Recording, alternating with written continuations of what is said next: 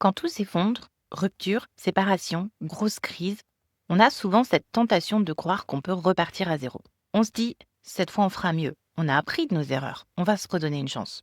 Mais souvent, ce n'est pas une vraie deuxième chance. C'est une répétition déguisée, une tentative de revivre la même histoire, avec juste un décor différent.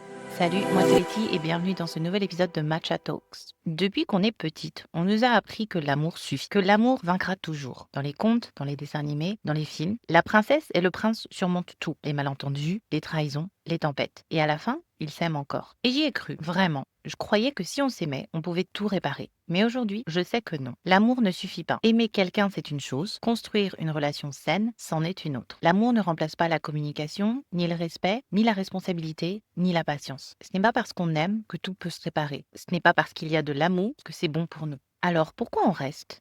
Pourquoi on revient? Pourquoi on se dit encore allez, on retente, même quand on a souffert? Parce que le cerveau préfère le connu au vide, parce que la solitude fait peur, parce que recommencer, rencontrer quelqu'un, refaire confiance, c'est épuisant, c'est difficile. Et puis, il y a la nostalgie, les souvenirs, les moments doux, les projets, les rêves. On ne revient pas toujours par amour.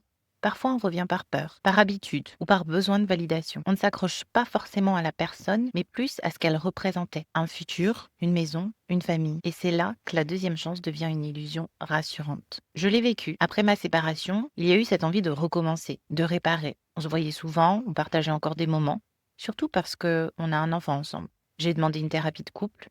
Il a d'abord refusé, puis accepté. Mais très vite, j'ai compris que rien n'avait changé. Les mêmes disputes, les mêmes mots, les mêmes blessures. Et cette phrase en plein milieu d'une séance, moi, je veux que tout redevienne comme avant. À ce moment-là, j'ai su. Ce n'était pas une reconstruction. C'était un retour en arrière. Et si je restais, ce n'était pas par amour, c'était par peur. Peur de perdre le rêve, peur d'abandonner l'histoire que j'avais imaginée, peur d'être seule. Mais l'amour sans évolution devient une prison. Et une deuxième chance sans changement, c'est juste une boucle. Aujourd'hui, avec du recul, je ne regrette rien. Ces 15 années m'ont appris tellement de choses. Sur l'amour, sur moi, sur mes limites et mes valeurs. Et j'ai compris que l'amour, ce n'est pas tout donner jusqu'à se perdre. C'est construire ensemble, en conscience. Et pour ça, il faut être deux à vouloir évoluer. Les couples qui durent ne sont pas ceux qui évitent les tempêtes, mais ceux qui construisent côte à côte, encore et encore.